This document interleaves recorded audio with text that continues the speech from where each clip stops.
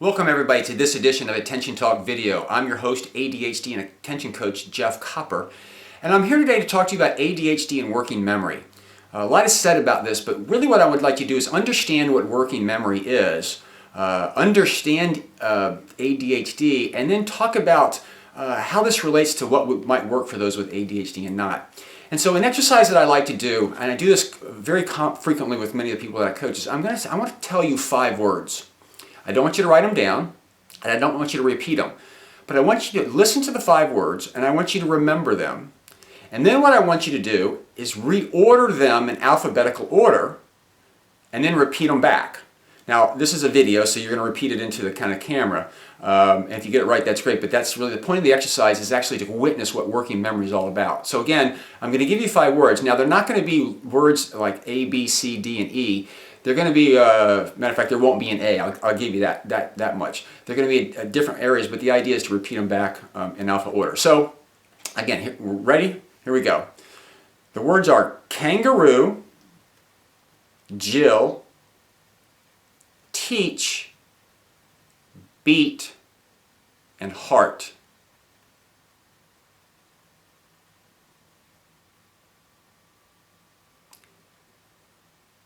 Now notice, you've got to take those 5 words and you've got to hold them in your memory.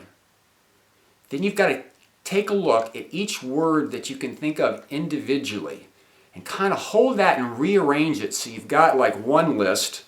You're going through that and you're trying to figure out what that other list is. If you're successful, you could repeat it back and it would be beat, heart, Jill, kangaroo, and teach. But what I find for those with ADD and the general population sometimes is that they'll hold those 5 words if they can remember them.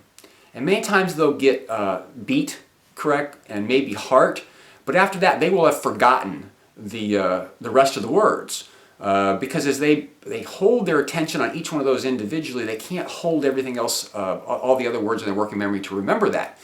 And so that can be very, very problematic when you're trying to solve problems. Now realize is that if you wrote them down on index cards, like so, you could actually write them all out and very simply rearrange them very, very quickly and have them in the correct order.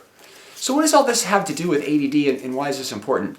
Well, those with ADD, the back part of the brain is about knowledge, it's about retaining that, and the front part of the brain, the prefrontal cortex, is taking that knowledge and executing, planning and manipulating it. It's that working memory of pulling that stuff together. Now as children, we learn to play.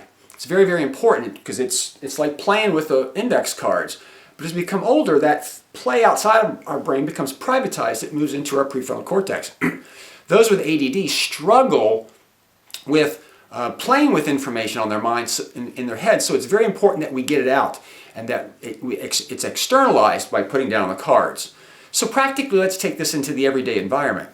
The world is going to this digital means, and if you can just imagine sitting at a computer where you're doing some research and you've got 4 or 5 screens open at a time, whether they're web browsers and stuff like that, and you're trying to hold information from here over here, or maybe it's in the same spreadsheet or a Word document, but you've got to scroll up and down. You see something, you've got to hold that in your working memory, and you've got to scroll and make reference to something somewhere else. That's using your working memory. And because it's very difficult for those with ADD, very often what I suggest is print it all out so that you can see it, lay it out so that you can just move your eyes back and forth as opposed to holding it, or write things down, etc. So a lot of those that I work with ADD, what we try to do is we try to limit the working memory. We try to externalize the play, the manipulation of information, the planning, the timing, and the sequence. And so I hope that gives you some tips on what works today, and I hope that you get the sense of what working memory is. It's the exercise that we just did. You can do it with other people to have them gain an idea of what that's really all about. But that's the challenges that are at hand, and so often solutions can be found by taking or reducing the amount of information that you're manipulating in your mind or you're playing with and externalizing it. So with that, I hope you enjoyed this tip, and I hope you enjoyed this edition of Attention Talk Video. Take care.